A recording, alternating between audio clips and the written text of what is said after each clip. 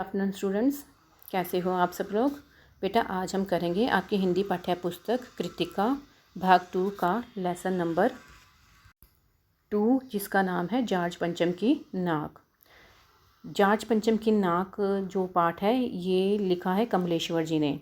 तो लेसन करने से पहले हम इस लेसन के लेखक यानी कमलेश्वर जी के बारे में थोड़ा सा जानेंगे। देखो, जो कमलेश्वर हैं इनका जो जन्म हुआ था, इनका जन्म हुआ था 6 जनवरी 1932 को उत्तर प्रदेश में एक मैनपुरी कस्बा है वहाँ पर हुआ था। बचपन में इनके जो पिता थे उनका स्वर्गवास हो गया था। मैनपुरी से ही इन्होंने जो हाई स्कूल की जो परीक्षा है वो पास की थी। तो इनका जो हाई स्टडी है यानी इन्होंने जो एमए किया था वो किया था इलाहाबाद के जो विश्वविद्यालय है वहाँ से किया था। इन्होंने बहुत सारी कहानियाँ भी लिखी हैं, उपन्यास भी लिखे हैं, नाटक भी लिखे हैं।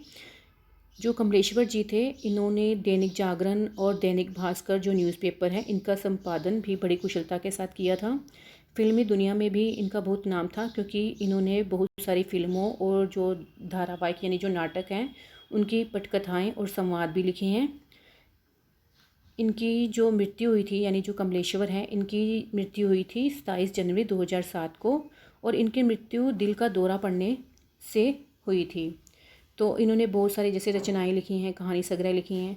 तो इनके जो कहानी संग्रह हैं जैसे कस्बे का आदमी, मांस का दरिया, खोई हुई दिशाएं, ऐसे ही उपन्यास भी बहुत सारे लिखे हैं जैसे काली आंधी, समुद्र में खोया हुआ आदमी, एक सड़क 57 गलियाँ। नाटक भी लिखे हैं जैसे अधूरी आवाज़, यात्रा वृत्तांत लिखी हैं जैसे खंडित यात्राएं। और इनका मतलब जो कहानियाँ इन्होंने लिखी है वो आधुनिक मूल्यों से रिलेटिव है। यानी इन्होंने जो भी लिखा है, कहानियाँ लिखी हैं उसमें उन्होंने एक तरह से समाज में जो व्याप्त भ्रष्टाचार है, संवेदनहीनता है, आर्थिक जो विषमताएं हैं उनका बड़े ही बेबाकी के साथ वर्णन किया है। इन्होंने जो समाज में व्याप्त जो बनावटीपन है, जो खोखलापन है, उनका भी पर्दाफाश किया है। तो बेटा ये तो इन लेखक के बारे में था। तो अब हम अपना लेसन स्टार्ट करेंगे जॉर्ज पंचम की नाक। अब ये जो लेसन लिखा है कमलेश्वर जी ने जॉर्ज पंचम की नाक, तो इसमें भी ये जो पूरी स्टोरी है वो जॉर्ज पंचम की नाक के इर्द गिर्द ही घूमती है। इसमें लेखक ने बताया है कि किस तरह से जो लोग होते हैं यानी जो भारतीय लोग हैं वो क्या करते हैं, एक नाक को अपनी प्रतिष्ठा का प्रश्न बना लेते हैं।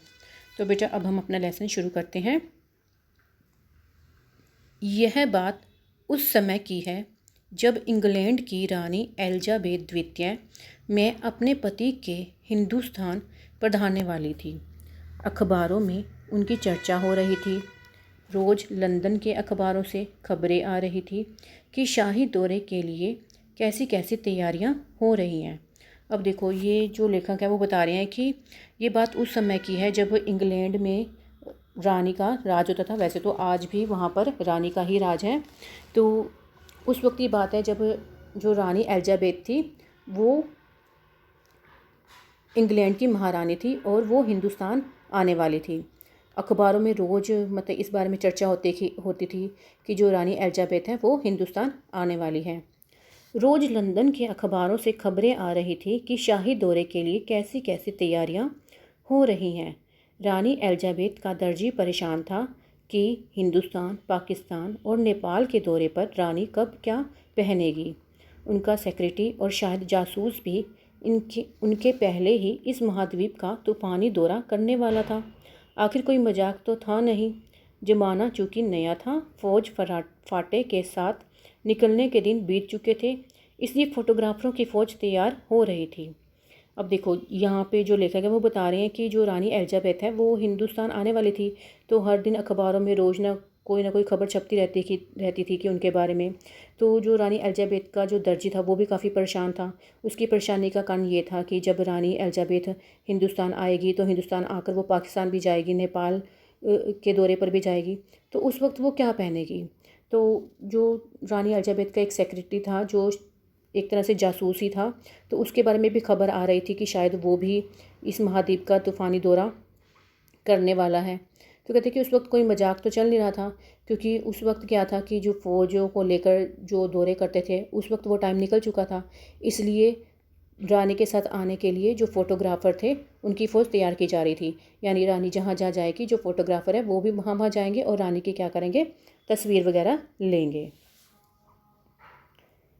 इंग्लैंड के अखबारों की कतरने हिंदुस्तानी अखबारों में दूसरे दिन चिपकी नज़र आती थी कि रानी ने एक ऐसा हल्के नीले रंग का सूट बनवाया है जिसका रेशमी कपड़ा हिंदुस्तान से मंगाया गया है कि करीब 400 पौंड खर्चा उस सूट पर आया है। अब देखो, जो रानी थी, आए दिन इंग्लैंड के अखबार में खबरें छपती थी क्योंकि रानी जो थी वो हिंदुस्तान आने वाली थी। तो जो हिंदुस्तानी अखबारें थी उसमें भी जो इंग्लैंड में जो खबरें छपती थी उसकी जो कटिंग होती थी वो क्या होती थी, उसको हिंदुस्तानी अखबारों में छापा जाता था। तो एक बार एक खबर छपी कि जो रानी है वो हिंदुस्तान आने वाली है, तो उसने जो सूट है वो एक नीले रंग का सूट बनवाया है। जो उस सूट का जो कपड़ा है वो हिंदुस्तान से मंगवाया गया है और वो जो कपड़ा है वो रेशमी है। और उसका जो सूट बनवाया गया है वो कैसा है, मतलब उस पर जो खर्च आया है वो कितना आया है, 400 पौंड। तो आज के लिए इतना ही बेटा। ओके बेटा।